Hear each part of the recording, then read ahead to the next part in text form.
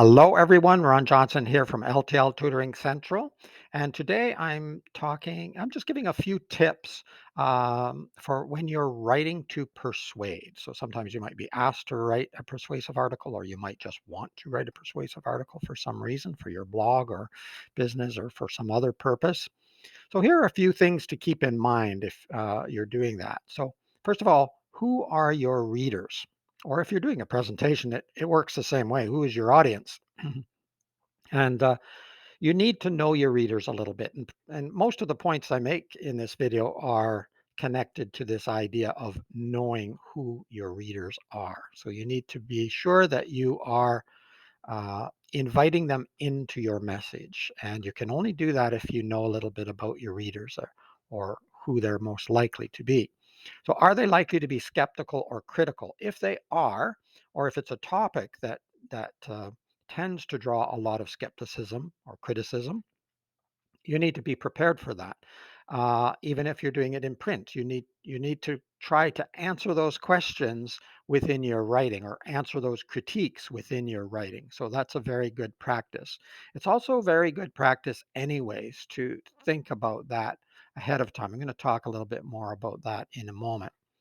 Also, how familiar are they with the topic? If they're very familiar with the topic, you don't have to do a lot of preamble. You don't have to do a lot of explaining before you get into the meat, so to speak. You can jump into it. So, if it's an audience that's going to have a fairly good understanding in general of the topic, you can move on. If it's a sort of newbie audience, you want to make sure that you explain a little bit ahead of time so that they know what they're getting into and they become more familiar with the topic in your article. Will they understand technical language? So again, this depends on what you're writing or what you're presenting. But if it has technical language, and by technical, I just mean certain words that are geared toward that topic or that industry, for example. Um, they don't have to be very complicated words, but just words that maybe are only used in that particular industry that other people wouldn't necessarily understand. If they will understand it, you don't have to explain. If you think that your audience or most of your audience won't necessarily know what this means, then you might want to explain first, and then from that point on, you can use the word and they won't be confused, or they can look back if they need to get that definition. How informal can you be? Once again, this varies quite a lot. In business, you're generally going to be writing with a formal English language, but that doesn't mean stilted or stodgy or boring. It just means that you're not going to be using a lot of slang or idioms.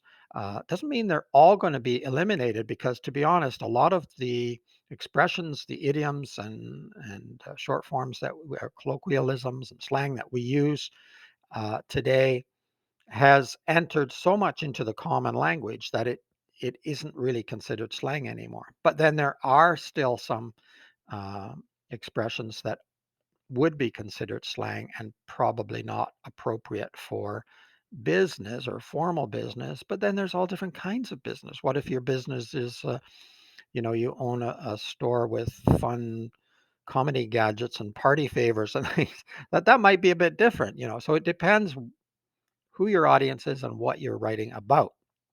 Generally, I would say write in formal English or academic English most of the time when you're writing serious articles, but a few idioms are going to slip in there and you won't even probably notice. There's lots of them in the newspapers too, by the way. Counter arguments. Think of counter arguments. This is sort of related to what we were talking about. Will your audience be skeptical or critical? So you want to think ahead, and this is good practice anyways. It's good practice to strengthen your arguments, any kind of an argument, any kind of an essay or debate. Um, how can your points be defeated? And then you think, okay, there is this counter argument. However, it doesn't defeat my point, and here's why. And you explain that, and in that way you've already covered the material. It's especially important when you're writing, because once the article is out there, whether that's an essay or a blog or whatever, um, for the most part there's there's just the text. When you're doing a presentation afterwards, there might be question, or even during, there could be questions and answer sessions, and then you can clarify. But when you're writing it and putting it out there, it's sort of all at once. So you want to make sure that the text itself, the body of what you've written, uh, addresses any major counter arguments at least, and in a way that proves that your main thesis statement or your main topic sentence stands, your main argument or your main point stands. Another thing to do is think about the times that you've been persuaded, or people that have persuaded you. How did they persuade you? Why was it effective? And use some of those techniques or those ideas that worked on you, because if it worked on you, it will probably work on other people. Only positive ways, of course. Don't use any of the negative, sort of some of the advertising ways and things. Read, listen, or watch people who are good speakers, good writers, and who are particularly good at persuading, and learn from them. As with anything, we learn from other people. We're very social creature. Even those of us who are introverted tend to be social at times, and we learn from others. And so we teach others, but we also learn from others. That's the lifelong learning bit. So make sure to do that. It's always good. It's fine to borrow. You don't want to plagiarize, but it's fine to borrow techniques and ideas that others have, and then incorporate them into your own uh, voice, whether that's speaking or writing, and your own methods too. And that can work very, very well. All right, those are just a few tips when you're writing to persuade. Some of them work for when you're writing in other arenas as well. I hope that they help you. Listen to it again. I went rather quickly, I think, but sometimes I get excited and I start talking too fast. It's Ron from L.T.L Tutoring Central. If you haven't already, please subscribe. The channel is growing slowly but steadily, so let's keep that going. It helps with the YouTube algorithm and keeps me out there, and it helps me to keep making educational videos for people. Like the video if you do, give it a thumbs up, and click the notification bell if you want notification for videos to come.